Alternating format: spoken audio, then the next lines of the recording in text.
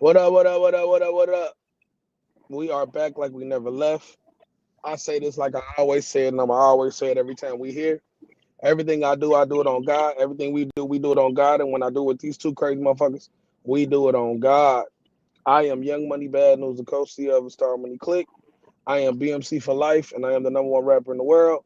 That is 1-5, the owner of Punish Me Vodka, who sponsors our show. He is also the other co-CEO of the Star Money Click, number one producer in the world. That is Jimmy, two times a resilient 49er fan and a hopeful Oklahoma Sooner fan, and my brother from another mother. And we are the On God Podcast. All right. So the first thing I'm gonna step into today is we're gonna talk some NBA ball. Um, the first subject, we never got to address this subject because last week when we was doing our show, I don't think it had happened yet, and we never got to address it. So now that it's our turn to do our show, we're going to address the biggest elephant that was in the room for the last week and a half, and that is, what are y'all's thoughts on Stephen A. and LeBron's situation that happened when LeBron approached Stephen A. on the floor in the middle of the third quarter during the game to tell him to stop fucking with his son and watch his comments about his son. Um, what do y'all? How do y'all feel about it? It don't matter who go first, but whoever go first go, and then the next person go, and then I'll go after y'all. But what do y'all? What do y'all think about the situation? Was Stephen A. wrong? I mean, was LeBron wrong, or is Stephen A. right for saying I'm doing my job? All right, so I look at this like two ways on LeBron's part. LeBron, as a father, was right. As an NBA player and a public figure, was wrong. All right, and here's what I said. He's protecting his child. I get that. But at the same point in time, you're the one that pushed your child into this life. You made him what he is. You're the one that put that spotlight on the guy. So if you didn't want Bronny critiqued, you should have just left Bronny in college, but you had to rush him up to the NBA, get him on the team that you're playing on so that you could do this thing in the NBA to be the first father-son thing. I think it was more of LeBron looking out for LeBron's legacy, and in the wake of all that was Bronny. So, I mean, I was pretty vocal last year going into the NBA draft that I didn't feel like Bronny was ready for the NBA, and that's been held true so far. Now, do I think he could be an NBA player? Absolutely. I just thought he needed another year or two of playing underneath his belt before he made that jump.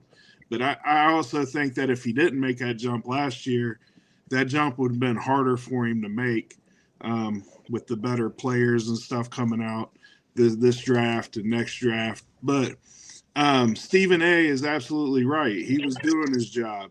You put your son in a position to be criticized by people like Stephen A. Smith.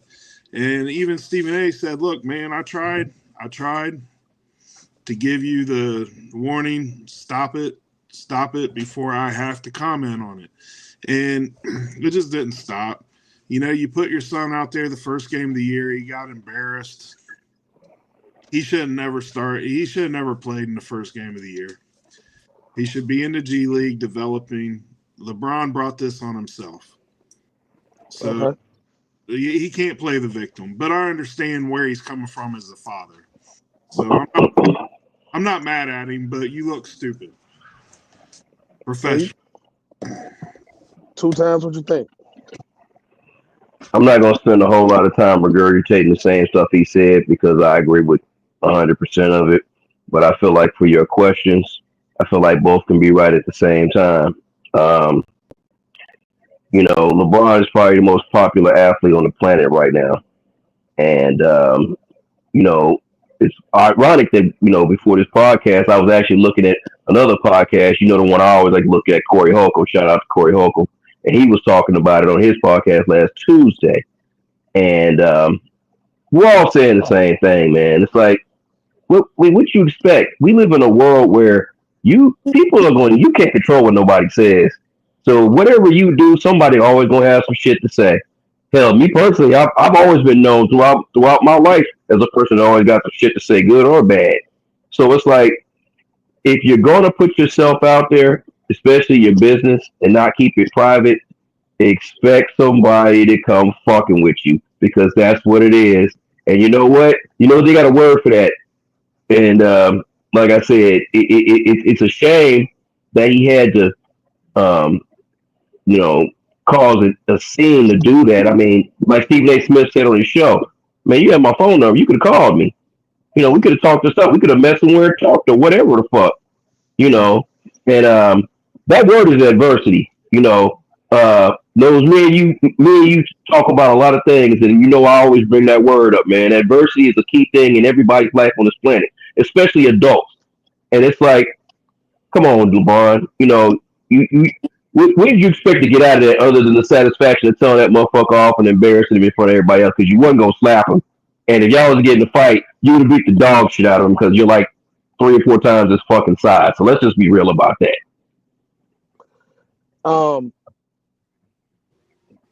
The label for this is what I've always said about. It's what LeBron does, where he likes to control the narrative. Mm-hmm. So the narrative is, I'm going to step out on this floor on national TV, and I'm going to show up Stephen A. to his face, so I can save face with NBA players across the NBA landscape that might not like Stephen A., that might feel some type of way about him. I'm gonna make it look like I'm standing up for all the guys, but you really wasn't standing up for the guys. You didn't even realize Stephen A's whole argument and gripe was not with your son. It was with you. Exactly. You was the one that set this shit in motion. You got on your platform in 2023 and said the boy was better than 55 people that he got drafted after. You said he was better than everybody in the league at the time that was coming out in the draft in 2023. Mm-hmm. So you kind of like, yeah, you're a dad. We're not knocking that. But this didn't have nothing to do with being a father. This had everything to do with playing basketball. This was a guy that covers this sport. He's covered it for 30 plus years. Whether you like Stephen A. or you don't like Stephen A., one thing a person cannot take from Stephen A. is his credentials. You just can't. That's just that's who he is. He was an NBA sports guy his whole career. He covered AI for a long time. That's just what he's done. And I was watching Melo's podcast. Shout out to Melo. And him and Dwayne Wade was on there, and they was basically saying, this thing between him and Stephen A lot of people don't know is 20 years old. Like they really always had an issue with each other, but it was always quiet as kept. Meaning when they had an issue, like Two Times said and Stephen A said, you got my number, bro. All you had to do was call me. But that's what I'm saying. He didn't want to call him. He wanted to control the narrative. He wanted to be the most talked about shit on the internet, like he always does. And that's who LeBron is. I hate to say this about a guy that's really that is as popular as he is, but for one of the most popular people on the planet, he's a big ass attention seeker. Like he always likes attention all the time. It's like it's like a woman. It's almost like he has like a chemical imbalance, like a woman when it comes to that. Like I gotta do something, but motherfuckers be talking about me at all times. You know what I mean?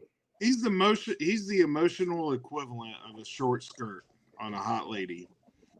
But everybody in the room. But you know what's so funny? Michael Jordan didn't do it for his kids. They both play college ball. He didn't do that shit at all. Nobody's done this. Carmelo didn't do it. Dwayne Wade hasn't done it. Kenyon Martin's son, he doesn't do that. Nobody has done what he just did. That was, and this is my thing. Now let's just do this, bro. And this is for shits and giggles. And for me, this is what really make LeBron look stupid. LeBron, Skip Bayless been shitting on you for years. It's documented that Skip Bayless is not a LeBron James fan. and you don't say nothing to him. You didn't never walk up on Skip Bayless, but you gonna walk up on Stephen A. Make it Because make it's gonna have sense. different repercussions Make it make for sense. obvious reasons, and he knows that. He know what he doing, man. He knows I exactly know. what he doing. Narrative. It's Yeah, all about the Yeah. narrative. yeah. Anybody that knows me knows I'm not the biggest LeBron fan, and it's because of shit like this. It has nothing to do with his basketball playing ability. I think he's the greatest basketball player all around that we've ever seen. He's not the greatest basketball player, in my opinion. That goes to Michael Jordan. And honestly, if Wilt Chamberlain didn't play in the era he did, I think it might be Wilt Chamberlain. But at the same time, LeBron is a great player, but he does shit like this that makes me like, man, I don't like this dude. And I want to like him. I want to like him. Just shut the fuck up and play basketball, bro. Everything's I not, like him. I like him. It's just disappointing dude. to His whole me. disappointing to me because it's all like News said. I He's, don't I don't I don't dislike LeBron. I don't like LeBron's fans. That's always been my gripe. Yeah, that's well documented. That's well documented. Yeah. I just like the way he goes about shit. You know what I mean? To It's me, it's petty as fuck. It's yeah, always some petty shit. that's it, man. Yeah, I can't tell you, I can't knock him on the basketball court. He's a great basketball player. One of the, arguably top 2, top 5, however you want to put him. He's a great basketball player, but he does dumb shit like this to try to. His character is fucking questionable. It's Yeah, always yeah, because it's always controlling the narrative. yeah. He does. You got to remember, he's the only basketball player. Just think about what I'm about to say, and just take this in consideration. Kareem, Wilt, Mike, Kobe, Magic. You know what all 5 of them got in common? Nobody told them they was great. Not even that. That's one of them. But another thing they all got in common is they never controlled their narrative. They just lived their life and got scrutinized for different shit. All of them got scrutinized once in their career. I'm going to ask y'all a question. What did LeBron get scrutinized for besides going to Miami and playing with D Wade and Bosh? Nothing. That's what I'm saying. All these guys I just named got scrutinized for shit outside of basketball. LeBron James has only been scrutinized for basketball. And people that's fans of him take it personal, like we attacking the man. No, we attack his game. We attack who y'all say is the GOAT because we watch his game. We got to add this: his lack of a killer instinct. That's part of his game. That's what I said. That's Killer what I'm instinct. talking about. Yeah. We attack his game. Yeah. We ain't never attacked the man. But the man is always controlling the narrative to make him look like a fucking saint. He always wants to be a saint. He doesn't want to be put in a bad light. Kobe, rape. Michael Jordan, gambling. Magic Johnson, AIDS. Wilt Chamberlain, fucking 100 women, 1,000 women. Kareem Abdul-Jabbar, politics. It's always been something outside of basketball for them 5 greats. This guy plays, and nobody he wants his character to be so squeaky clean that he does petty shit like this to make it look like he's so up here. But when he do it, it made him look really down here. Like, bro, that shit was really, it was tacky as fuck. Because you could have picked up the phone and called him, bro. He does a lot of stuff to be the victim also. Yeah. That's how he controls the narrative. The narrative makes him look like a victim every time. Exactly. So we'll move on. I just wanted to get y'all's opinion on that. My next question. This is a good one. Who can stop OKC from winning their first title this year? Boston. I'll say Cleveland or Boston. I mean, those are the only 2 teams right now I could see that would have a shot. I'm gonna tell you something, man. OKC. I've been watching OKC lately, and I think if you get them in 7 games with the roster they got, I think they can. It's gonna be hard. I think they can beat Boston and Cleveland. It'll be tough. I really do. Hey, how bad did Dort get hurt the other night? I heard he looked like he hurt himself pretty good the other night. He played yesterday. Okay, well, it must not have been as bad as They they was played talking against. all on. They was talking He all played on against. X. They played against Detroit, and that's when SGA dropped 48 the other night. That was the game he got hurt. Yeah, they didn't say nothing. They didn't say it was like nothing Okay, bad. it must not have been anything bad there because he had 46. He had 48. 48. Okay. And that's what I'm saying. I don't think nobody is gonna be able to fuck with them if they come into the playoffs. Remember, and this is why I was saying to you, 015, when you said I just don't trust them. If it was last year, I would agree with you.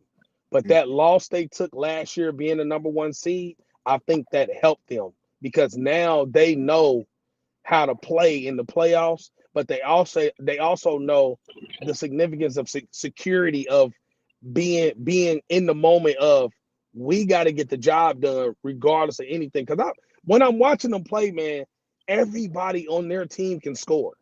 Yep.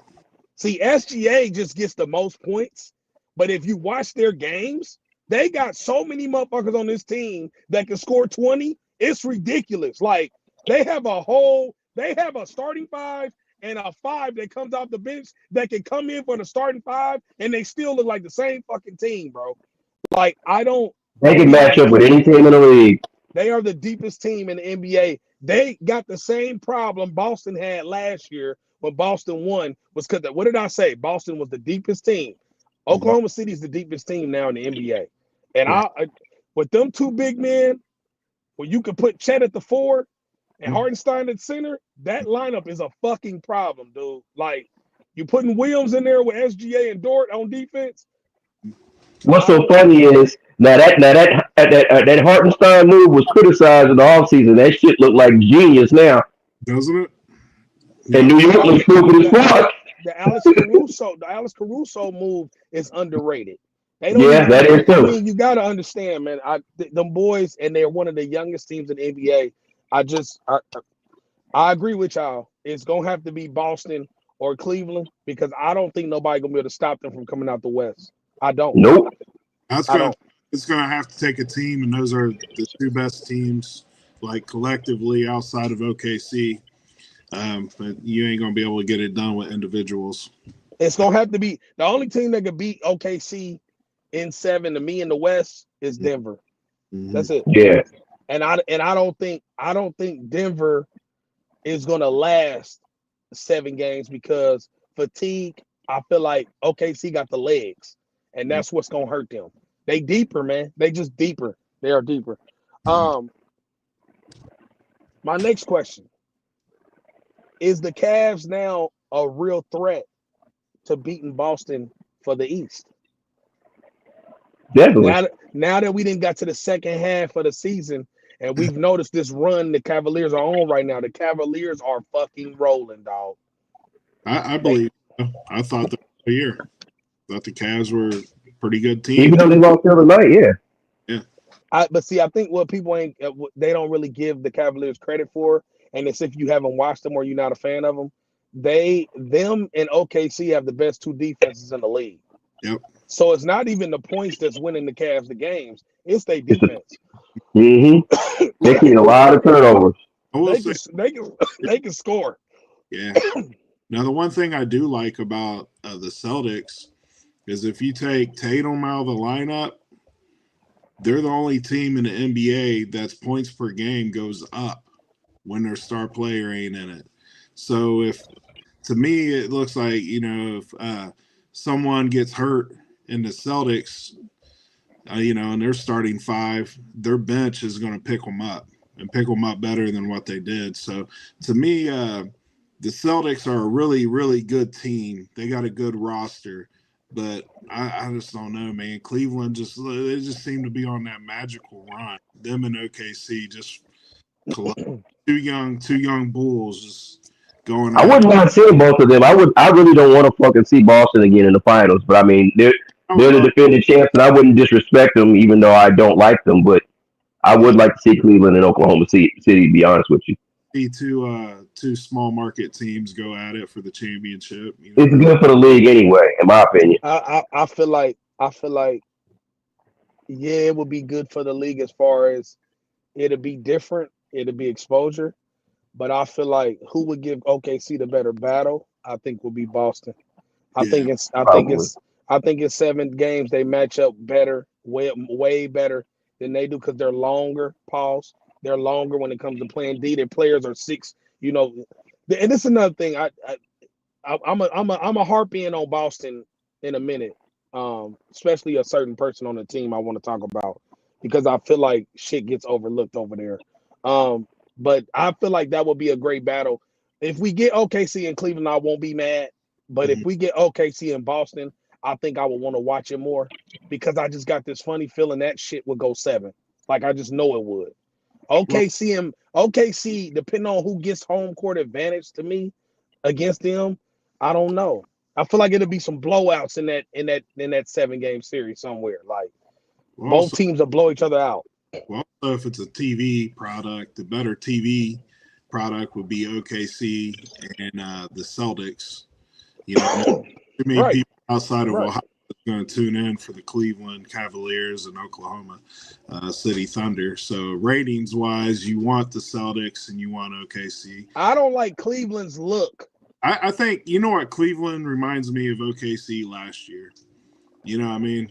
I think they're maybe a year away, but I do like them as a team. I think they got I don't like the way they look.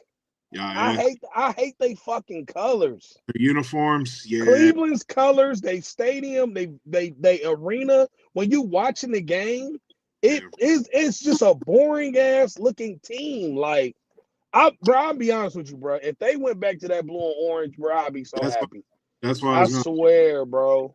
90s and 80s look. That That blue. wine, that Central State looking color shit, that Central State color scheme is ass. They brought that back from their original I their know. start in the league, and it's like, I don't like I, that shit. yeah, That The wine navy color is not sweet, bro. maroon and gold, and they don't know what the It fuck. just ain't. I mean, the best jersey they got out of them jerseys is that black one, the No, all black look. But it's still when you just look at them, you be like this. Like you be watching their games, you be like, I agree.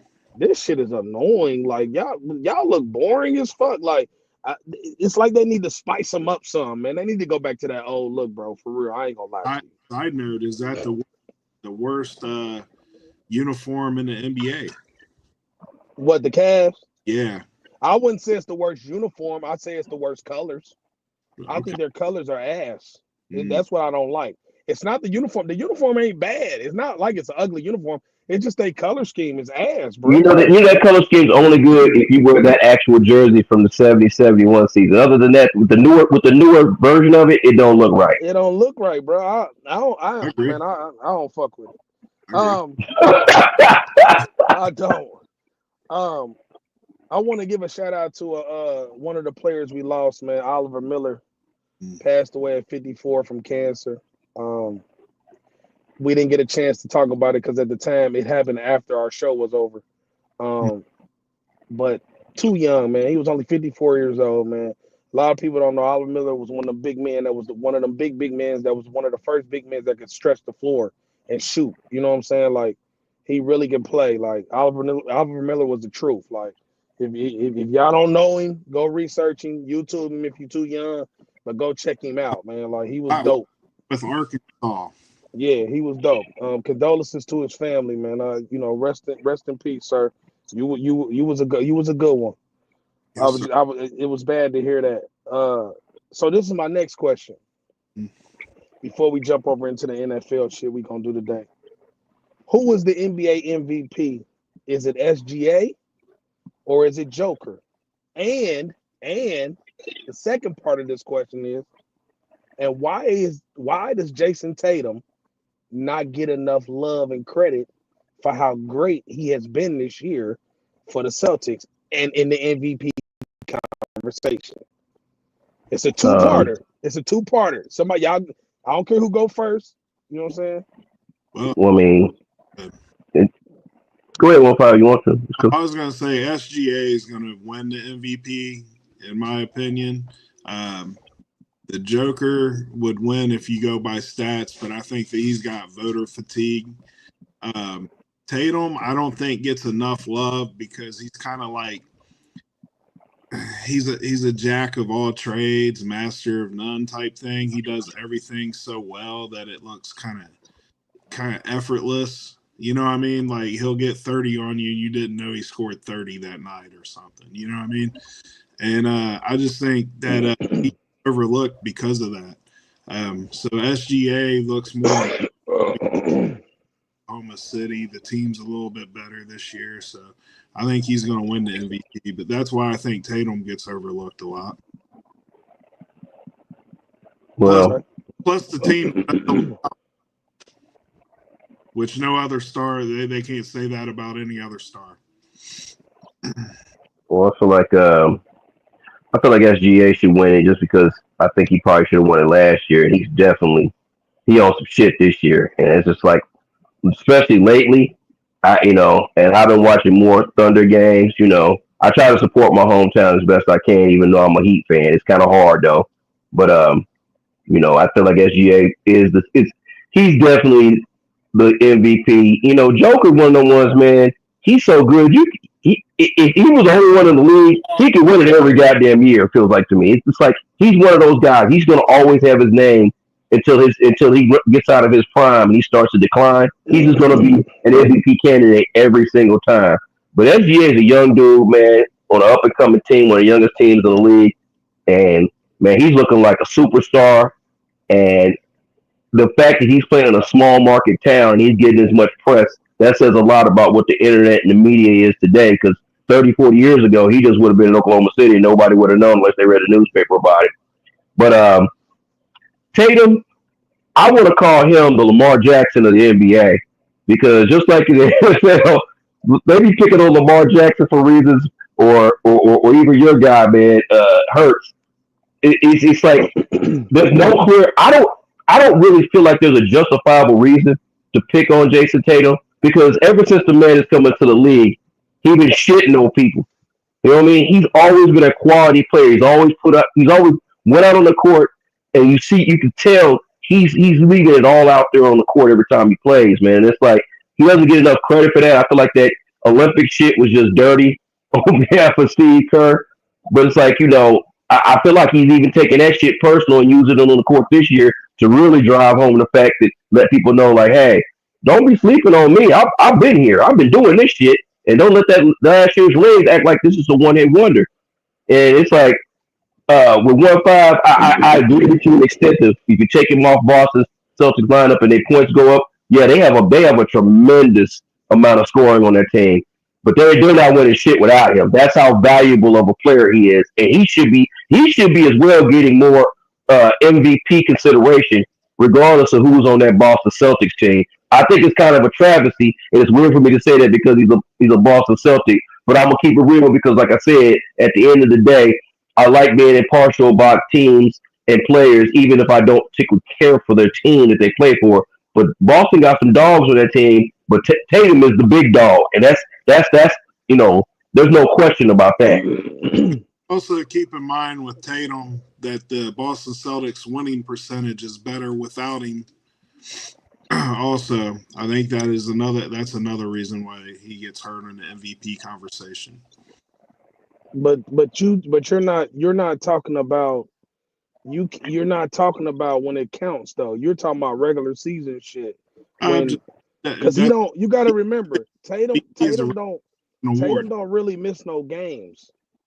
Nah, he's durable as fuck. So Tatum plays almost the whole year, and he's the leading scorer. He's the leader in rebounds. He's the leader in assists. He's the leader in blocks. He's a leader in every category. In the playoffs, he was the leader in every category. In the finals, he was the leader in every category. And they still gave it the crying ass Jaylen Brown because they felt sorry for Jaylen Brown because the way they've been fucking him over. Mm-hmm. I mean, the facts are the facts. SGA, Joker, and Tatum this year has been on a 3-man race the whole time, but they have not said nothing about Jason Tatum. But if you go look at the numbers, Jason Tatum is right there with him. That's the sad part. Mm-hmm. Now, I don't know what the fuck is wrong with people. I don't know what they've been watching, but people forget to realize this, right? Jaylen Brown was on the team before Jason Tatum got there. The year they went to when they had Kyrie and they went to the Eastern Conference Finals or wherever they went to, it was one of them rounds. Jason Tatum was the leading scorer on the team his rookie year in the playoffs. So it's like ever since he's gotten there, he's outplayed Jaylen Brown in every category there is on the team. But for some reason, people on other networks and other podcasts, they have this infatuation with Jaylen Brown that, oh, he's just so much better. Like, no, bro, he's not.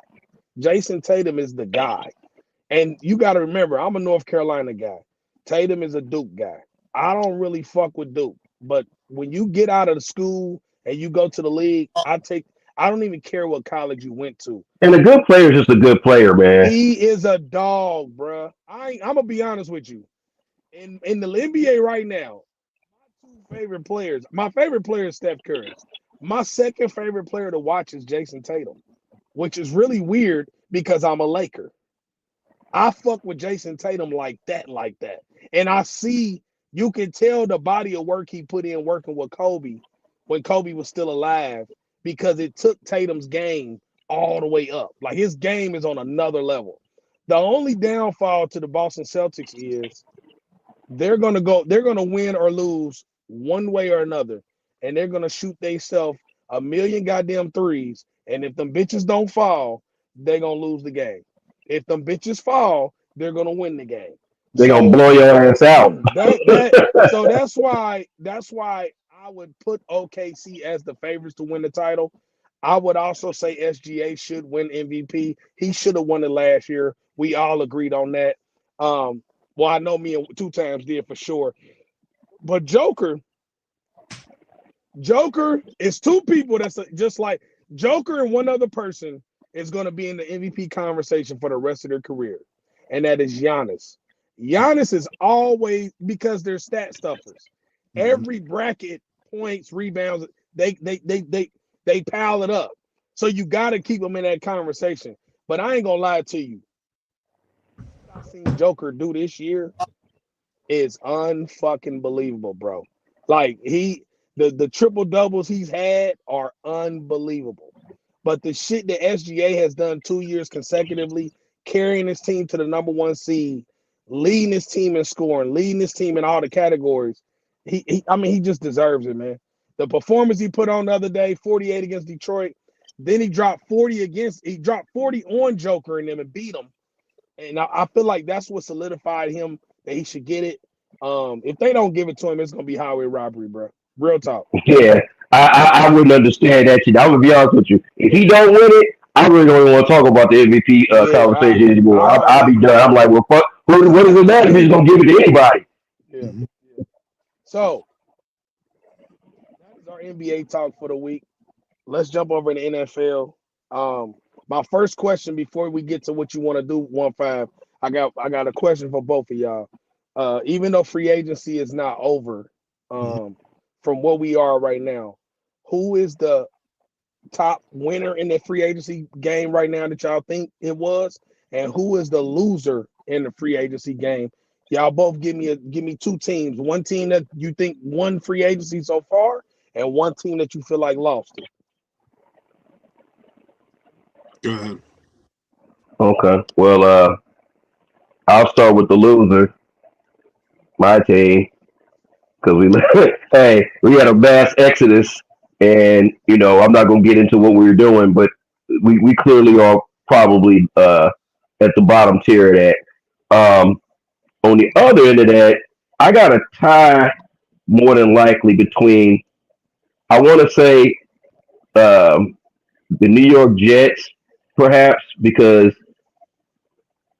the Fields thing, the more I look at it, and the more I look at that contract that he signed, people were laughing at the fact that he didn't get a whole lot of money, but it's a very safe contract for the Jets. They get a chance to throw him out there in the field, see if he can improve, and see if they're going to build the offense around him. They're going to actually do the right thing by him and let him hang himself. And they brought in enough players, I feel like, excluding from what they might do in the draft, that I think the Jets are going to be a way better team than what they are next year. I expect them to be a surprise team next year, especially in the AFC East. Um, the other team I'm going to throw out there is probably going to be Seattle.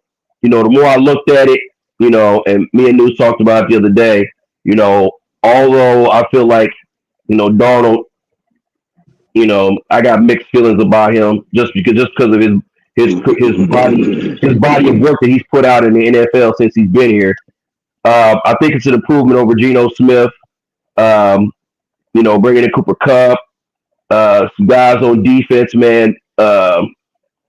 I think they're going to take the next step. I don't know how big of the next step it's going to be, but I think that I think they have definitely added at least 3 to 4 wins on their total next year. I expect them to win at least double digits. So the Jets and the Seahawks, and in my team, it's some reconstruction of the old South or whatever the hell you want to call it, old West. Mhm. 1-5, who you got? Got 3 winners. I got Seattle, the Rams, and the Jets as all winners. Losers, I got my team who didn't do shit but re-signed garbage players, and I got 2 times team that didn't re-sign anybody. So I mean, nobody.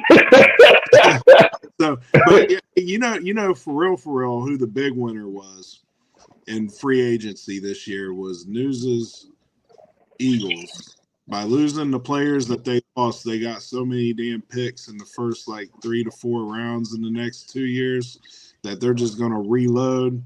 And I mean, I've said this before, and I'm going to keep saying it. Howie is probably the best GM in professional sports, and be glad you got him, bro. Well, we should have paid out his book. We should have paid out his book. It's too late. We did it. We did it the wrong way. You hear me say it every time, and Howie we trust, man. I love Howie. Howie I love him. Beast. He is a beast. But yeah, that's to me, the Eagles are the big winner, even though they didn't do a lot of free agency. It's what they got out of the free agents that they lost. It was very smart. So but you know what though, man? But you know what though? On our end, both of our teams, we were both cap. We have cap issues and cash problems. See, mine was more cash because of my ownership having other entities outside of NFL. Yours is the fact that your owner doesn't like to spend money unless he can offer a player a coupon to sign his contract. I think I'm going to try to walk on this year at the Bengals. I might have a shot. See, we might be able to. Hey, we can go to San Francisco and try our luck. Hey, I can still long snap.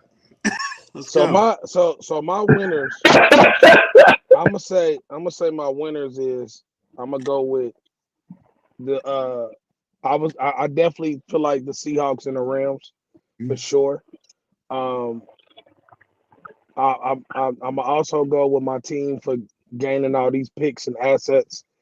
But what you don't know is my biggest loser is the Dallas Cowboys. And I'm gonna tell you why.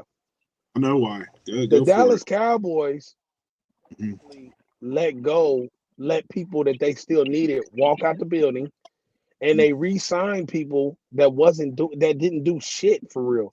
They re-signed motherfuckers that don't nobody know because they never did nothing. They are staying intact with the same team, thinking that we're just gonna keep running it back every year and running it back every year. Y'all not good enough for that. All they changed was the head coach. So one thing I do know is the reason why you're not the loser 1-5 is because they are right now in talks to signing T. Higgins and Jamar Chase. The Hendrickson move was to let him go out in the market and see what was out there, so the Bengals can hit him with the "we told you so." So basically, y'all played chess with a guy that was playing checkers with his career. He's 30 years old, which is up there when it comes to being a DN. So he's an edge rusher at 30. That means he's on the back half of his career. So that means the money he you know what it was? He was y'all's this year's Hassan, like how we had Hassan Reddick. Hassan Reddick. He was y'all's Hassan Reddick. Hassan Reddick went out there and didn't find shit and got himself fucked over, and then he fucked over the Jets and damn near fucked up his whole year. Yeah, he got picked up recently for where did he go? Arizona. I think it was Arizona. I think he is too. He went out there, they got him. Like, when you really look at it, if he just would have took what we offered him, he would still get his money. So now with the He Bengals, lost a lot of money off of that. He lost a lot of money. the Bengals did this to Hendrickson. They said, look, this is what we want to give you. This is what we feel like you worth. He said, nah, I feel like I'm worth more than that. They said, okay, well, walk outside, look around, and pick somewhere you want to go. And if you can pick where you can go and they're going to give you the money, because remember, you're still under contract with us. So what we want for you, a motherfucker going to throw us what we want. And we want a lot. We're going to be greedy because we don't have to get rid of you. Right. So we got all the cards. So now he's looking at the drawing board and looking at his agent like, all right, what we got to do? I mean, I guess you could take a couple million off my shit, man. I'll come back. Why not? Right. I could lose a few. He should have forced his way. He asked for a trade last year, but he should have really stepped on the gas last year. He really should have did it 2 years ago. Yeah, he fucked himself. He waited too long. Yeah. But now it's the wrong time to be doing this shit. The fact that y'all are actually going to pay the players that y'all need to pay, it shouldn't have had to take all this to do it. You know what I'm saying? Like, you know what you need, man. Just take care of it, man. Your quarterback asked for this shit, bro. Want to be cheap. But look, San Francisco, Cincinnati want to be fucking cheap. You know, we did the same thing with Chase that Dallas is doing with Micah Parsons. We let the market dictate how much we got to pay him now. If we would have just did the shit last year, we would have ended up with a bargain in the long run. You talking about 40-41, bro? That's a lot of goddamn money. See, but Dallas did it with CD first. They did it with Dak too. They fucked themselves with Dak and CD Lamb. They overpaid Dak. I won't say they overpaid CD because CD he gets the numbers, but the reason why he gets the numbers because the motherfucker only throw it to him. He gonna get the numbers. You see what I'm saying? But they overpaid for Dak Prescott. Period. They really overpaid for him. And you know what's so crazy? And you know what's so crazy about that? Brandon Cooks is a free agent, and he was on the podcast. He was talking about his time in Dallas, and the first thing he said was, "Hell, I would have came back. You could throw me the goddamn ball." That was the first thing he said. He said, "Man, you won't throw me the ball. I couldn't do nothing. I was out there getting cardio, bro." Yeah. And you hear what DeMarcus Lawrence said. DeMarcus Lawrence said to Michael Parsons, "Hey, homeboy, we wasn't gonna win no Super Bowl in motherfucking Dallas with this team." Nope. And he over there salty talking about you a clown. Like, no, bro, Michael Parsons, you the one look like a clown. Cause I love the way that he put him out there like that. Like, if you quit all that dumb ass tweeting and talking and shit and play more football, motherfucker, we might be winning. But this is what they do. This is what they do. And guess what? Everybody on this podcast, we're happy about it. We don't keep doing what you do with your dumb ass. My favorite part of the game. Before we get into what we about to get into, I want to also say like and share this episode. Subscribe to us. We're on YouTube, On God Podcast, ONGAWD Podcast. Come fuck with us. 1-5, you got the floor. Let's get to work. Let's go to work. So something we're gonna do since it's off season is we're gonna go through conference. We're gonna go through divisions in each conference and pick apart the team and we're basically tell you what they need in order to get better for them. All right. So this week we're gonna go through the AFC South and the NFC South. So what do you guys think about the Colts? What they've done on the off season? What they need to do to improve? I like the fact that they brought in Dougie Jones. Right. Pretty good, honestly. Yeah. Yeah. The Danny Jones thing, that's strictly to show boy Anthony Richardson, hey, all that bullshit you on, taking timeouts and eating breaths and shit, you need to get your conditioning up. You need to be a leader. We're gonna bring somebody in to play to possibly take your goddamn job, so you better step your shit up. But I agree with News. I think that they signed some key players, especially on defense. I think the only problem issues I had with them was their offensive line. I think they needed to get a little bit younger, and both of their guards probably need to upgrade there. They'll probably look for that in the NFL draft. But other than that, yeah, I feel like in their division, um, I ain't gonna say they'll give Houston a run for their money for the division, but I think they could be a little bit more of a problem than they were last year. Yeah. So for me, I've seen the Colts as they lacked making big plays on both sides of the ball. So I think they got playmakers. So to me, they need a tight end. Y'all hear me? Yeah. Yep. They need It. I don't know what the fuck happened. It like kicked me out or something. kicked you out. I don't know where 1.5 at. Oh, I'm here. Can you? Yeah, we all here. I can hear you now. Okay. So the Colts is just lacking. They were lacking explosiveness on both sides, right? And it's because they could double up on the wide receivers, and I think they need a tight end to kind of loosen that coverage up on offense a little bit. So I think they're going to go after the guy from Penn State. What's his name? Tyler Warren. Yeah. Tyler Warren. I like what they did to their secondary. I like do. They shored up their secondary. They went and spent the right money for that. And the other thing I think they could probably use is a nice edge rusher, on D. So I think they're going to go after tight end one if Warren's still there. If not, they go after the best edge rusher. Because Mo Cox ain't getting it at tight end. He's okay, but he's a tight end too. He's not a tight end one. Yeah, definitely. So I think that'll loosen it up on offense. And I actually think the Colts may be a playoff team this coming year. So I like what they've done in the offseason. What do you guys think about the Texans and what they've done? I don't think they did enough. No. Yeah. I don't think that they are. What are they going to do about Stephon Diggs? Are you going to try to bring him back? Or you not? There's a lot of questions with their team, and I hate to say this, I really do, because I think they had a lot of upside to their squad, but they might have just been a flash in the pan for that year. You see what I'm saying? And the reason why I'm saying that is because they can't stay away from the fucking injury bug, bro. Like, they can't keep all their receivers on the field at the same time. Hey, my defensive coordinator got that injury bug from San Francisco down to Houston because they traded for Christian Kirk.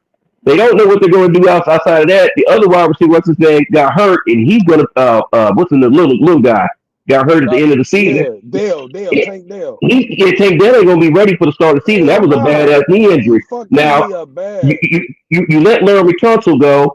Your line was already bad. You made it worse. So unless you're going to address it in the draft, that means you're going to bank on that a young guy's going to come in and actually do something like my guy did, Dominic Clooney. Are you going to find a Dominic Clooney in the draft? Let's see. I think they're going to draft a receiver. I got a funny feeling. They ain't got no choice. That is receiving crew ain't doing shit. Outside of Nico Collins, you ain't doing shit. And for some reason, he won't throw the ball to the damn tight end.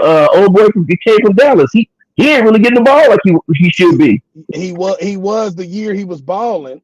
He was getting the ball a lot, but this past year, he's like, but I think it's because he couldn't keep no receivers in the lineup. So it was like there was no rhythm with him, bro. They had no rhythm to that offense. Joe Mixon did a good job for him to come in, for them not to have no rhythm, but I mean, we'll see. I expect him to have another good season, but that line, you got to get that line better, or he ain't. Yeah. I mean, they got to get a backup. They got to get a backup running back too. They need another running back because Damian Pierce is not the answer. He's done. After he tore his knee up, he's done. Anyhow, they were active in free agency. I just don't really like a lot of the free agents they brought. They didn't really do shit. The only one was Christian Kirk, but Christian Kirk is older now. Yeah, they tried to holes. To me, honestly, CJ Stroud needs a playmaker and he needs to stay upright. So they kind of need a tackle and they need wide receivers. So you guys, Nico Collins is the playmaker. I will give him that. The problem is They need somebody. The person that's counter to him can't stay healthy. Right. And then it get to the point where they throw him the ball so much, then they get Nico hurt. It's like, goddamn. They try to throw a bag at Devontae Adams. Yeah. I mean, I agree with that 100%. I think they're going to take Josh Simmons, an offensive tackle, first round. They better. They'll probably. They got to get a lineman. They got to. Yeah. The interior line and free agency, but they definitely need some tackle. Yeah, that offensive line is fucked up. I wouldn't. If I was Stroud, I'd be very upset right now. Oh yeah, absolutely. They traded away all their offensive linemen. It seemed like. So what do we think about the Jags? What they do? Nothing. Nothing. They're in Jacksonville. That's all we can say. I'm gonna tell you this right now, but y'all quote me on this. Let Trevor Lawrence have another badass year, and Trevor Lawrence gonna be the Carson Wentz of the NFL. His ass gonna be on the bench. He gonna be sitting on the. And he gonna be the most expensive. He's gonna be the most expensive trophy on the bench that you'll ever see. And you thought Kirk Cousins was gonna be expensive on the bench? That motherfucker's gonna be. Woo! Boy, listen. I mean, look, I say this all the time. I don't think the Jags have ever done Trevor Lawrence any justice with the wide receivers. They've had solid wide receivers. They've never had the shit. Calvin Ridley and Christian Kirk was solid. They was Calvin Ridley. Evan Ingram at tight end. Calvin Ridley was a monster. He was Calvin Ridley was the guy. 1-5. Yeah. He was a monster. It's more Trevor Lawrence than anything. Calvin really was a monster, bro. A monster. He was all right. So. But here's the thing: they should have capitalized off of that playoff win when they came back and beat the Chargers. Instead, they came and laid an ostrich egg. Yeah, they did nothing. But yeah, they need some wide receiver help now. They need some help in the interior of that defense. I see them drafting the best defensive tackle available, try to fill that hole where they should go somewhere else. I'm still tripping off the Evan Ingram thing. Why would you let him go? No clue. No clue whatsoever. Where did he go? They need playmakers. Oh, he went to where the fuck? Somebody yesterday, I think, or Friday. Damn it, that's gonna kill me. Where did he go? Well, I keep thinking he went to Denver or Seattle. I think it was Denver. Yeah. Yeah, I think he did go to Denver. Yeah, he went to Denver. Yeah, he went to Denver. Yeah. You know what? My bad. I forgot to say that too. That was a team I forgot to pick as one of my winners in the free agency. Denver showed they ass, boy. They did some shit. Denver did some shit. Denver sold up their defense for real now. They're gonna be a problem. All right. So last but not least, we got the dumpster fire Tennessee Titans. I'm gonna tell you something, man. Huh? And it's just I'm gonna just keep it G. Mm-hmm. Until the Titans get them a franchise quarterback, they're never gonna be no discussions about how good they can be. Will Levis is not it. Did they get rid of Derrick Henry at the right time? They didn't have no choice because Derrick Henry didn't want to be there no more. Right. But at the same time, they're becoming one of them destinations where you don't want to go there. Like you look at them and you like, this is where you go when you want to retire and be. You know what I'm saying? Like, but you know what? Bud Adams' daughter's running that team now. Now that he even died, and see, they went out and got one of my front office guys, to run Rand Carson to run the team for the general manager spot, and then they fired him. He didn't give him 2 years. Your team was fucked up. What was he going to do in 2 years? So I wish him nothing but the worst. And I hope I hope they don't pick Cam Ward because it's going to ruin his life there. Yeah. They're all fucked up. They don't look. You got to remember though. Remember, they picked a quarterback 2 years ago. What was the black kid's name? Milton or what was his name? Milton? It was Milton. Yeah. No. Wasn't it Milton? No. They got Levis. They got Levis. Levis Wednesday. They got that other kid. That could run. Yeah. Oh, you talking about with the Liberty? He's in Green Bay now. Yeah, he was their top pick. Yeah, they didn't give him a 10 seconds to do. That's what I'm saying. They have dropped the bomb. They've dropped the ball twice picking quarterbacks. Yep. So it's like, man, listen. Like I said, till they get a franchise guy, ain't nothing to talk about. And the thing is, it's hard as fuck to find a quarterback. Let's just be honest. To find a top flight quarterback, it's hard. But at the end of the day, some of these motherfuckers are just, I mean, their scouting reports, I don't know what the fuck they were looking at. It was upside down, or the lighting wasn't well or something, or they sent Stevie Wonder to go look at these motherfuckers, but these quarterbacks went in. I think what they're going to do is, because they did exactly what Houston did. They spent a lot of money in free agency, just putting asses in there. But the Titans need somebody to put asses in seats. They need somebody to generate some income for them. So I think they're going to go Travis Hunter, number one. It shouldn't be the number one pick, but that's who they're going to go with. And then they're going to try to address the quarterback second round. And I think Jackson Dart is probably the guy there if he's still available. If they pass on Cam Ward, they're stupid, but they are extra fucking stupid. Cam Ward ain't going to be there for them at 4. They are extra fucking stupid if they don't take Shador or Cam Ward. Well, Ward won't be there, but Shador should be. Well, the way Houston picking number 1. Houston. Tennessee. Tennessee. I'm sorry. So who picking number 1? It ain't Tennessee. Yeah. So hold on. Yeah. The Titans ain't got the number 1 pick. I don't think so. I think they do. Yeah, they do. I thought the Giants had the number 1 pick. Hell no. They're third. The Giants are third. I'm pretty sure the Titans are the number 1 pick. Yeah, the Titans are number 1, the Browns are 2, the Giants are 3. Yeah. A trade. They must have a trade. Yeah, the Titans is getting them. The Titans is gonna get them a quarterback. They not drafting They don't want Travis Hunter. They want a quarterback because they know good. They better get a goddamn quarterback. Travis Hunter ain't worth it. Sure. Fuck Travis Hunter at number 1. There we go.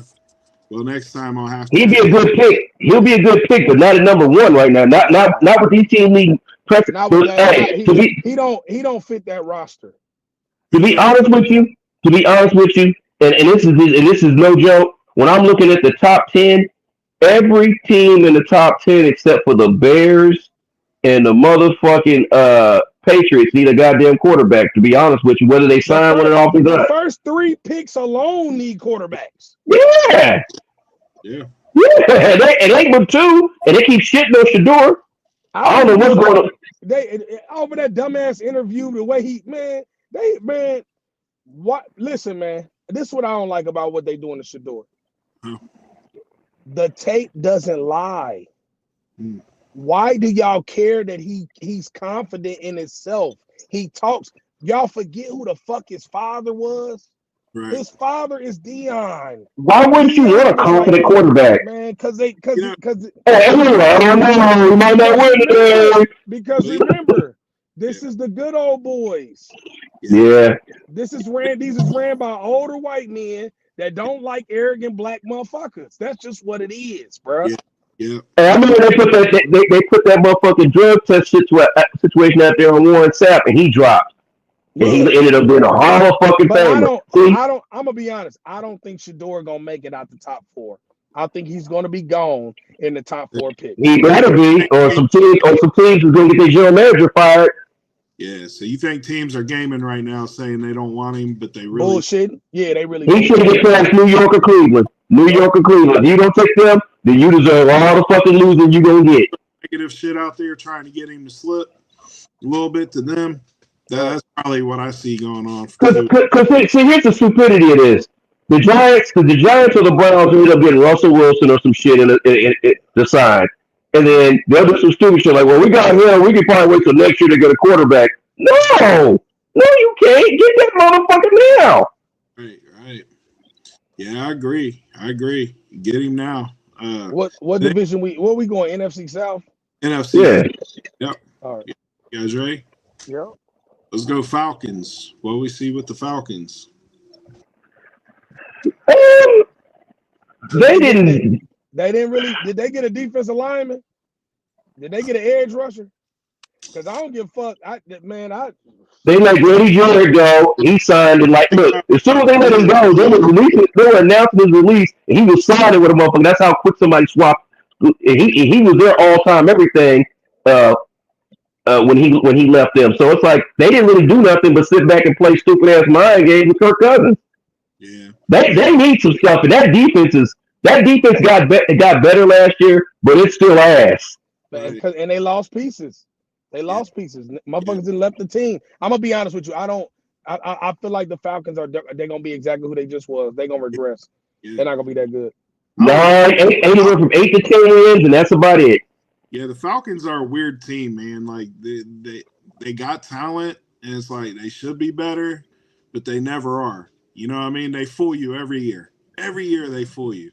But I agree with News, man. I see them taking my guy Mikael Williams out of Georgia, edge rusher. They need somebody to get after the quarterback defense, man. So They need to go whole way defensive line, the whole draft. hey, Draft 9 goddamn defensive line. I say that about my Bengals every year. Just go offensive line until you get it right. I mean, don't put nothing else. I mean, Until you get it right.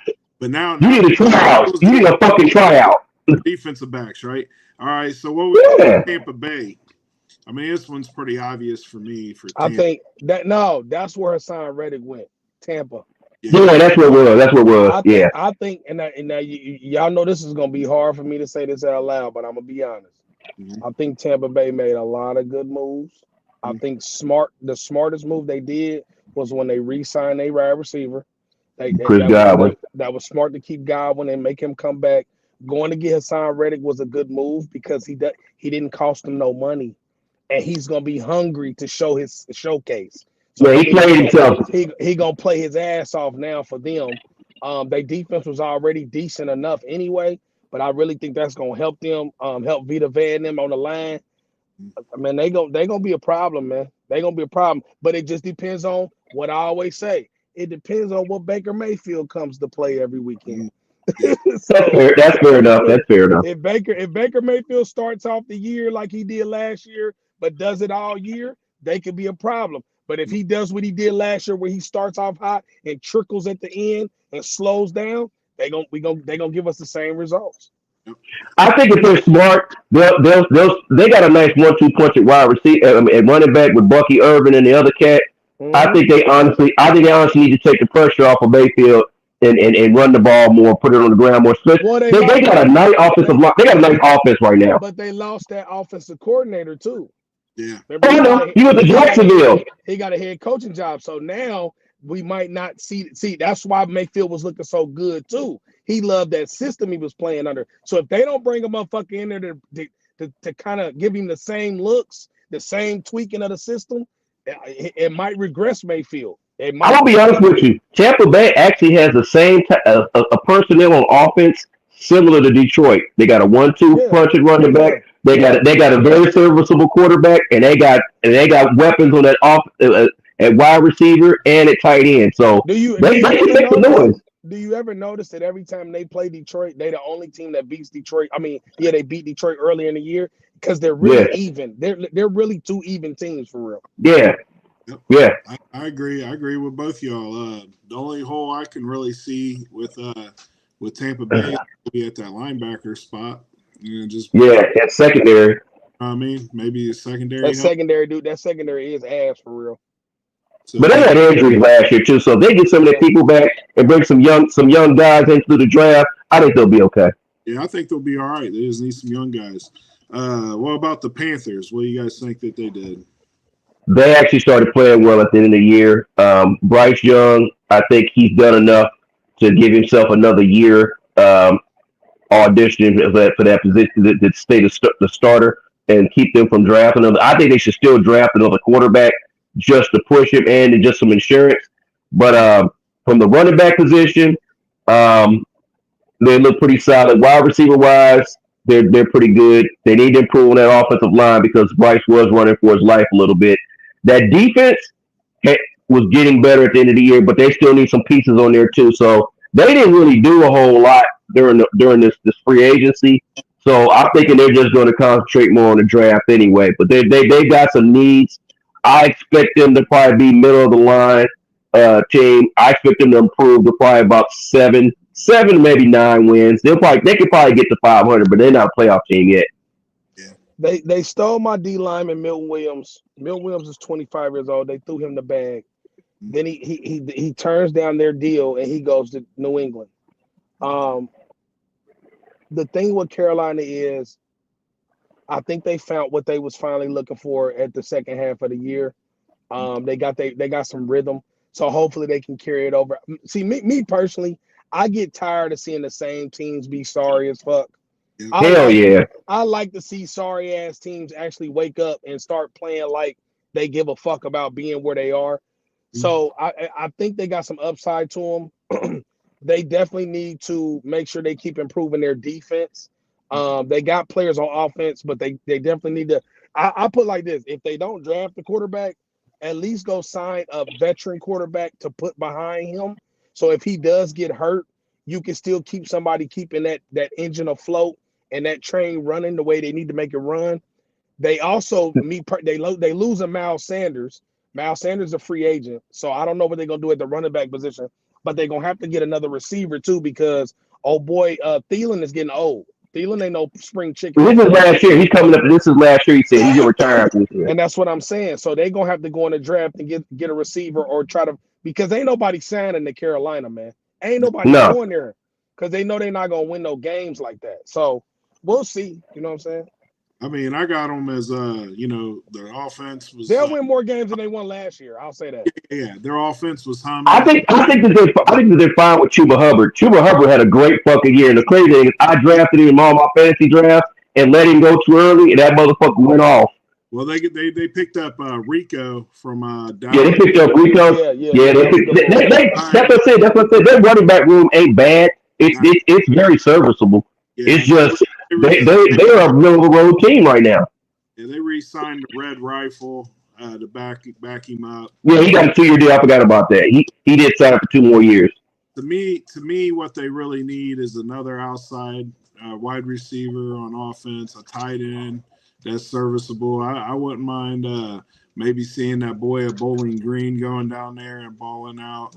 That's every quarterback's best friend is a tight end. But in the first round, I could see them going Jalen Walker, edge from Georgia. Yeah, I think that makes sense for them because they need some help on defense. They just couldn't get after the quarterback late in games last year, and it was hurting. Well, you traded Brian Burns to the fucking Giants, so yeah, you gave away your best fucking edge rusher. Yeah. So, last but not least, we got the dumpster fire known as the New Orleans Saints. You want to know something funny? Yeah. New Orleans actually didn't have a bad free agency. And I'm gonna tell you why. They kept what they needed to keep.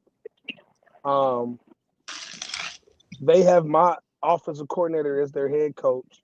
Yep. So the play calling is going to be better. But my thing with them is the defense is getting older. Yep.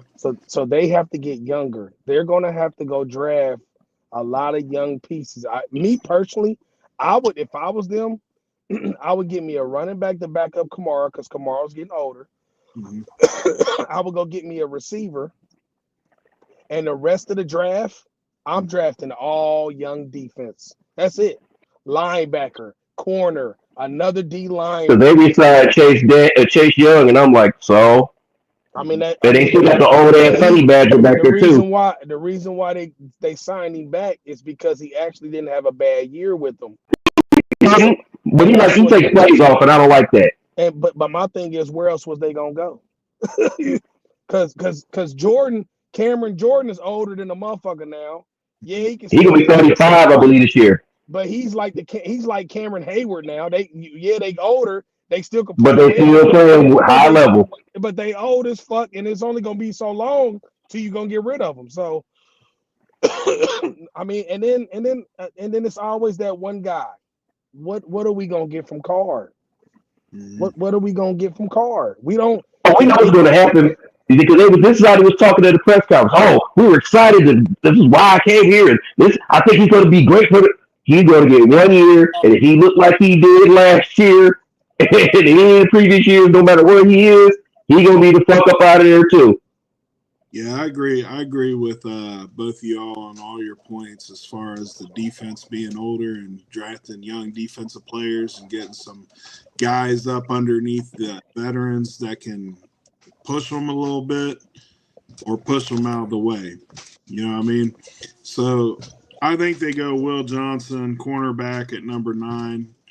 But they definitely need another quarterback. And I could see the Saints doing the most Saint thing ever and drafting like some quarterback that should have been drafted in the 3rd, 4th round, 1st round or some shit. You know what I mean? They'll do some shit like get Jackson Dart or some stupid shit. Yeah, doing something.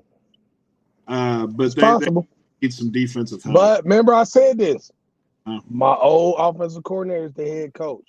So whatever quarterback they get, a young boy, he'll play a little better than what he should. Kellen Moore can make him better. To be honest with you, Jackson Dart might be the best quarterback in this draft coming out next year. No, in my opinion. You guys did that last year. Hell no. Hey, you might go to the Jackson 5 because I was like,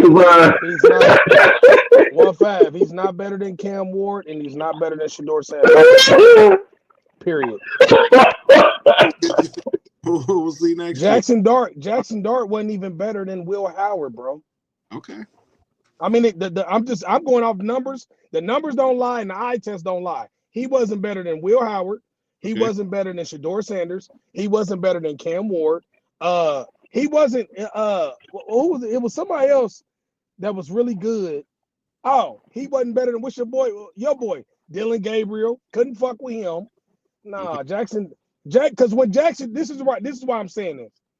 Go back and watch Jackson Dart against the teams that was the top heavy teams in the SEC they had to play.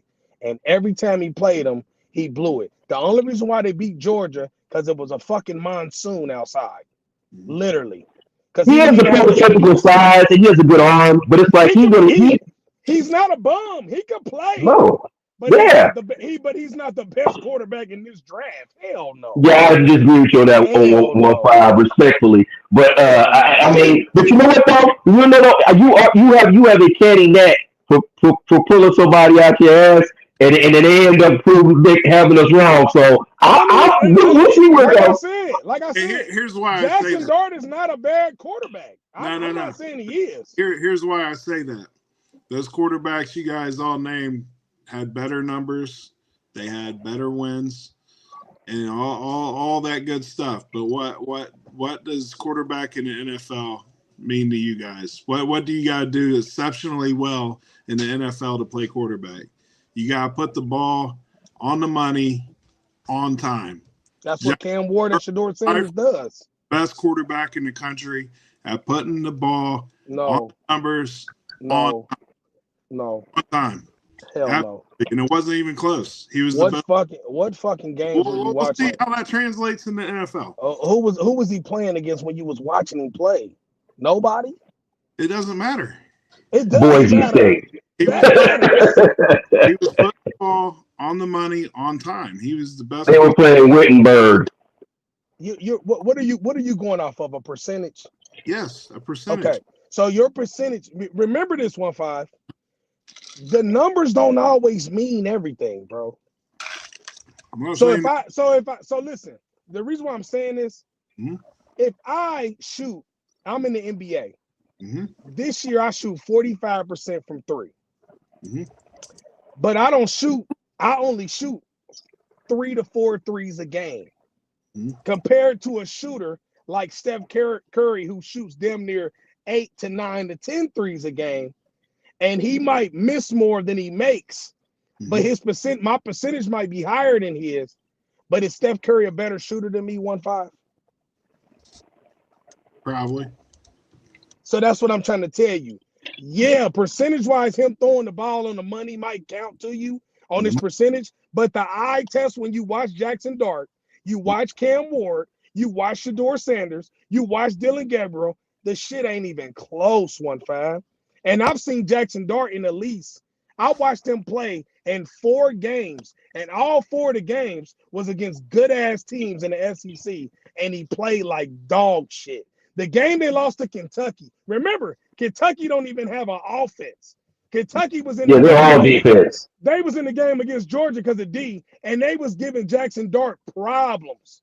He was throwing them interceptions like they was going out of style. That's the reason why I say sometimes just because you got that number in your face, sometimes that number is a facade.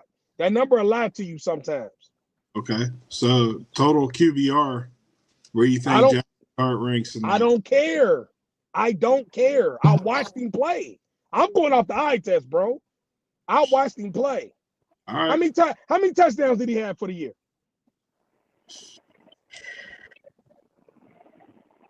I think it was 30-something. Yeah.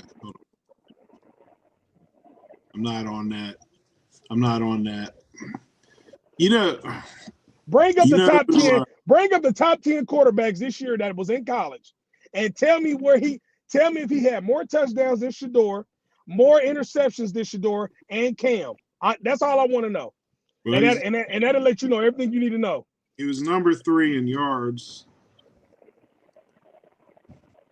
And remember, all Ole Miss did. Remember, Lane Kiffin throws the ball almost every play, bro. Every play. Yeah, he's pass happy as fuck. Ole Miss don't have no running game at all. He was number 10 in touchdown passes. Cam Ward was 1. Shador was 2. There you go. That's what I'm trying to tell you. What Dylan he threw 29 touchdowns. He threw 29 touchdowns and 6 interceptions. Yeah. That's what I'm trying to tell you. 69% completion percentage. He had good numbers. He had decent numbers, but that's what I'm trying to tell you. In big games, he looked like the biggest ass you see in the strip club. Yeah. Okay. But like I said, I never said he ain't good. I'm just saying when it comes to this draft, he ain't the best quarterback in this draft. You know what though? I wouldn't mind him falling to us on day 2, late day 2. I'll take him in the 4th round. Now 1-5. Let's say he had another year at Ole Miss, right? Yep. And he came out next year. Next year, I would agree with you. Okay. Because when you look at the landscape in college football, can't nobody even tell me right now who's the best quarterback in college football next year. I'll wait. Don't none of us know. Maybe my guy, Florida. Near. Next year is gonna be near. DJ Lagway in Florida, maybe. Why? I just like him. I think he's great. You just like him. Yeah. But my quarterback going to be one of the top quarterbacks in the league. How many games did DJ Lagway win? Not much last year. And I don't get it twisted. I like DJ Lagway. I watched him play. But he didn't come on. He didn't come on too strong to the end of the year. And that's what I'm saying. When I say who's going to be the top quarterback, can't none of y'all tell me because you don't know. Right. You don't, because all of them we named are going to the draft. Dylan Gabriel. My guy's going to be. Will Howard. All of them going to the draft. Drew Aller's the only one that come back that we know his name for real, and he's a fucking pamper. Whole pamper. What about Clemson's guy? What about him? Caleb. Well, Caleb who? I don't know his fucking I know who you're talking about. He ain't shit either. Okay. You talking about the one? About the one that tried to make the comeback against Texas in Texas? That guy. I don't know, man. It's up in the air next year. I know. That's why I said if Jackson Dart was to come back next year, and you had this, you wanted to say this, I would agree with you if it was next year. This draft, Jackson Dart is like at the bottom. He's in the top 10 of these quarterbacks, but he's on the back half of the 10. He's not in the top 5. Like I said, Tennessee's quarterback, Arch Manning, my guy Mateer. After that, it's a bunch of guys. Nah, see, we got a guy. Julian saying is the truth, and Tavian Sinclair gonna be a bad motherfucker. So and then your ex guy, he went to South Carolina. Your ex guy, if he can beat out the but the guy that starts at South Carolina already is he's solid. Yeah. He's solid as fuck. That's what I said. One of them two guys. That's what I said. One of them two guys. Remember, like and subscribe, and share. This is this week's NFL for the what we just did today. This is this week's. We go in every division. We got 2 more next week. We got a load of shit coming. Let's get into these side notes and get the fuck out of here. Yeah. I think it was 2 times last week. 1-5. Yep. Yeah. What is your side note this week? Man, my side note is the WNBA. With them thinking that they deserve NBA money. Now, I ain't saying they shouldn't get paid. They do. But what's going on is basic economics. You fill stadiums with 200, 300, couple thousand people. NBA's sold out 10, 20, 30, 40, 50,000. The NBA is carrying your league. All right. Until you can put asses in seats and you can start selling ad revenue, you can't command that type of money. Now, with that said, continue building because I like the WNBA. I like what they're building over there. I just can't watch a game yet, but the games I have seen, I can. They've been okay. Me too. Me too. They've been okay. You know what I mean? Hey, I ain't gonna lie, 1-5. I was like you 2 years ago. Yeah. I was like you 2 years ago, but now, but here's the thing. Here's a good point to what you're saying. If women would support their league, how men support our leagues plus their leagues, but there's a reason why we support their leagues. In most guys' eyes, we like seeing women. Anyway, you know what I'm saying? No matter what the fuck they did, you can push your shopping cart. It doesn't really matter. Check this out. And would follow. Absolutely. Think about this. What I'm about to say. It's gonna be the reason why, in less than 2 years, they're gonna be making NBA money, and this is why. This is why. I'm not against what you're saying. Yeah. But this is the reason why. This is the reason why I'm saying this to you. Why do we appeal men? The reason why we appeal to sports of the sports that we like is because they put a person in our face. They put the name in our face and the brand, right? The WNBA for the first time in almost 20 years have more than 10 to 15 to 20 players that have a name and a brand that you could put in their face, and they're actually really good at basketball. That's why the product is going like this. Yes. And in 2 years, they're about to get a really big one out of UFC, and I can't fucking wait. A lot of money. I agree. Like this. When Juju comes, that's what I'm saying. Like, and it ain't just Juju, because if you watch, if you watch every college team in the NCAA right now, them women, the girls that's hooping in college are dogs. Right. Dogs. So that's why I said, like, just watch. It's almost like a transformation of a league, like growing in front of our eyes.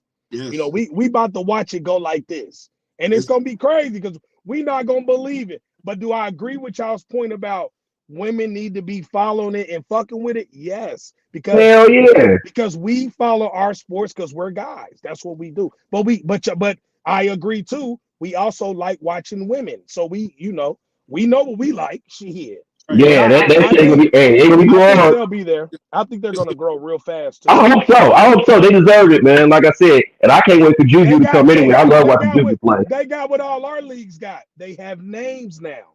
See what I'm saying? That's all you needed. That's all you needed. Which I agree with you, and I'm a 100% agree with you. I'm just not with the walking out that they're talking about doing this upcoming season to get that. Yeah, that'll fuck things up. They're gonna leave that shit alone. On that, I think. I don't think 2 years. I don't think they're gonna do it. I don't think they better not. That's gonna fuck shit up. To stand on with it. Now in 2 to 3 years, yes, absolutely. You got to build. You got to build. What's helping them is that unrivaled league they doing right now too. That's helping them. 3-on-3 league. Yeah, that's helping them. That's something. It's helping the marketing thing. Yeah. But you know what? They got to realize is they got to look at the template. The NBA when they first started, its first 20 years, to 1968, wasn't nobody making no fucking money, even the best players. It takes time. You just ain't gonna wake up after three games like, all right, I can make about $48 million a year like LeBron and them. That ain't how it's gonna work. You gotta set this shit, and there's levels to it. But I agree. If you keep building, the money will come. You know what I mean? It's guaranteed. Because like I said, 2 out of 3 panelists right here are fans. I know eventually 1-5. I'm sure we could probably get you to watch some games. Not that I'm not a fan. Like I just don't think the quality of basketball is something I like to watch. That's understandable. That's understandable. But I will watch a game here and there. You know what I mean? It's just not something I just turn on and be like, oh damn, WNBA. Hey man, well my homeboy told me, he said, man, I can't watch the NBA because he's falling everywhere. That's what fucked me up. Yeah, I'm a baseball guy and I watch WNBA over baseball. You know what I mean? Just because baseball to me is a better sport in person than on TV. I would watch a funeral over baseball right now. That's how bad baseball is for me. My point is like we're seeing the WNBA in its infancy, like starting to hit like the teen years. You know what I mean? Like to where you're starting to get money.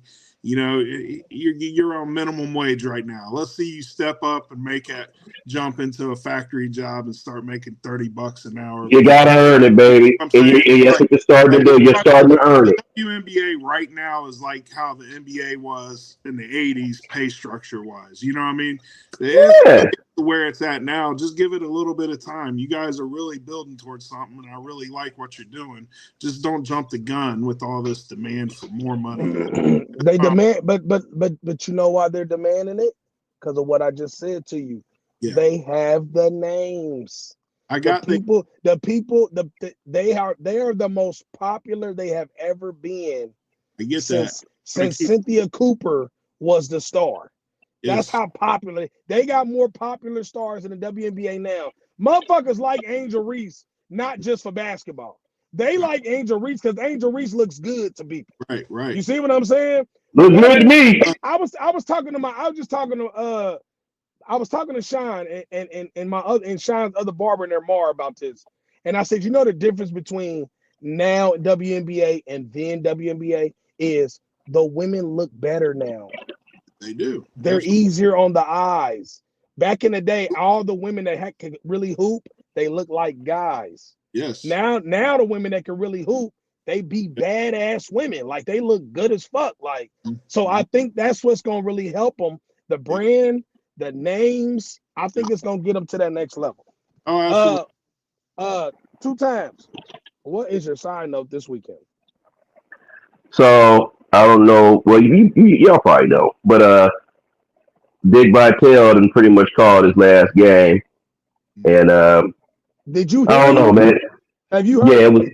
Yeah, he sounds terrible. He got some serious health problems. He's been dealing with cancer and stuff like that. But it was just sad to see, man, because all of us who grew up with Dickie V, I love him. Saying what he said. You know what I'm saying? It's just like all my life. That's all I've known for college basketball. When you heard his name, you heard his voice. You could be in another room. You could hear him. You knew what the fuck was on TV. There wasn't no way in the world you couldn't. You know what I mean? And it was just sad to see that that coming to an end. And I just hope that he can sustain whatever level of comfort he has while he's battling out this cancer situation, and hopefully he can beat it. So I'd like to send prayers out to him. And No, he beat it. That's why he came back. Well, that's the thing. I know he's beating it, but I said, it beat him up so bad that it's fucked up his voice. So when he covered his last game, I heard him, and it was like a week ago. Man, you could barely tell it was Dick Vitale. Yeah, like it was. But see, with cancer, when it's in remission, it can always come back. That's why I said I hope that it doesn't come back. Yeah, I mean, I know that. I hope that it does. And it's just like I said, man, it was just sad to see because, like I said, all my life, that's all I've ever known. He's one of the reasons why I love college basketball, man. He was the number one reason why I love college basketball. Yeah. He was number one because without him, I mean, it was just because I'm a Tar Heel fan. So when he did our games, we all knew he was a low key Duke fan.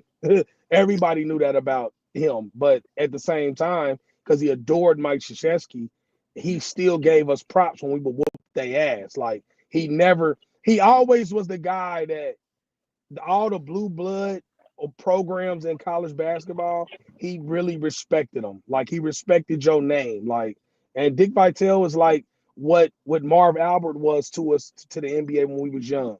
You couldn't. It was just they voices was distinct. They stand out. You love them.